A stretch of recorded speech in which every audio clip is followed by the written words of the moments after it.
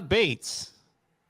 We thought that he was going to stay at Clemson because usually when you get a promotion and a raise, that's a pretty good indication you're going to stay put. But presto, I just found out a couple hours ago, and I was tackling this from the Oklahoma side. He's headed out to work with Brent Venables.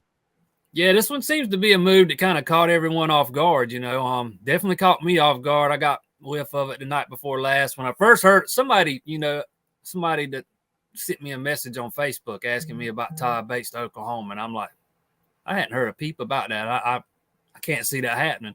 An hour later, I found out it's happening.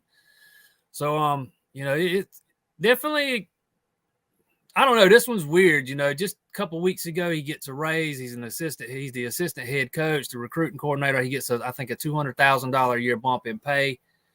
And now here we are 2 weeks later. He's going to be the co-defensive coordinator for Brent Venables.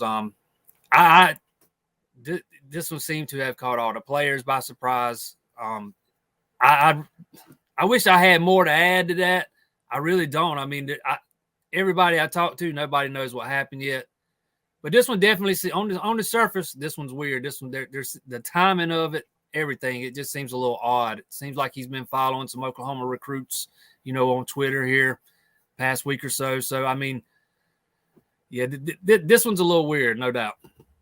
So what was his promotion? He was his promotion was to the assistant head coach. He was just a defensive tackles coach and recruiting coordinator, and his promotion was to the assistant head coach. Hey, there's a lot of talk, before Mickey Khan and Goodwin were officially announced as the defense coordinator and co-defense coordinator. There was a lot of people that thought maybe Todd Bates would be in line to be one of the co-defense coordinators. A lot of speculation that maybe that him not getting that role had something to do with him leaving. He's getting that role with Oklahoma. I have no idea if that's the case or not. That's just speculation. I can't answer that one way or the other. It seems to me if that was the only thing involved, though, I just find out that being the only thing to this. Seems if that was the only thing to it, this would have happened a little bit sooner than it did. We're recording early on Tuesday afternoon. Just announced a couple hours ago that a couple players have hit the transfer portal, and it seems like it's the typical buried on the depth chart, not much playing time, looking for a better opportunity. There's been so many guys that hit the depth chart here. The transfer portal here lately. And the thing is, Clemson, is not getting hit as hard as some of these other teams. The guys that have, I can't even remember who. There's been so many, I can't even remember which ones entered at last. You got them right there with you? I got Dalen Lay, the sophomore tight end. Tight end, that's right. That's who I was trying to. And Darnell Jeffries, the redshirt junior defensive tackle. Yeah, those two guys have both graduated. We've known for a while Lay was going to transfer. He just made it official by entering the portal yesterday. Lay's a guy that came in with a lot of a potential. He was, fairly highly rated. I think he was a 4-star guy coming out of high school. He's a big guy. He's 6'6". I mean, he's a mountain of a man. When you stand next to him, he just like he swallows you up. Doesn't look anything like your normal tight end. He's so big. He's 260-something pounds. But he's just been, passed by on the depth chart. Davis Allen came in about the same time he did, has kind of solidified his role atop the depth chart. Freshman Jake Brenningstool has come in and passed him by. Sage Enos, who's not really a pass-catching specialist at tight end, in his second year has passed Lay by too. So not really a big surprise there.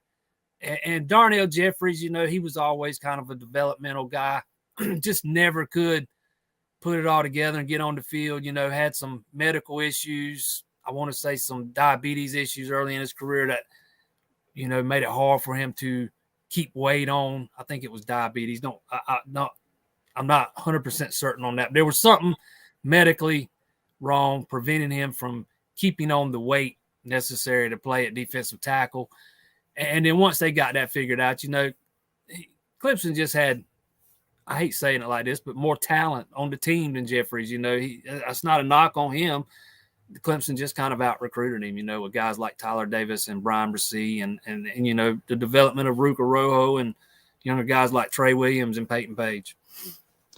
And that's probably a consideration a lot of athletes either make or some of them fail to make, that, okay, I got 25 offers. Am I just going to go to the best school, the best football program? Bam, Clemson, by far. They're the best program out there. Well, then they show up and then they see, man, these guys are good and I'm buried on the depth chart and I'm not going to play. And that's got to be a frustration. That's got to be a certain, level of frustration to get in camp and understand I'm not quite good enough.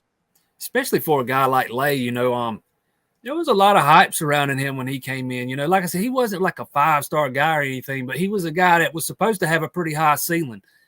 I want to say he showed up to his first spring practice a little on the heavy side, a little heavier than the coaches wanted him to be, and spent the first year kind of trying to get his body right. But like I said, he's a big guy. He's 6'6" or 6'7", something like that. Too. I mean, he's not your typical tight end. He is a monster of a man, and it just never worked out for whatever reason. I don't know if he had problems just grasping the offense or if he's just flat out, like I said, he just got out recruited, because with guys like Davis Allen and Jake Brennistool. But, this was a guy that the coaches were really high on. And I guess he could have left last year if he wanted to, but he stuck around, graduated. And now, that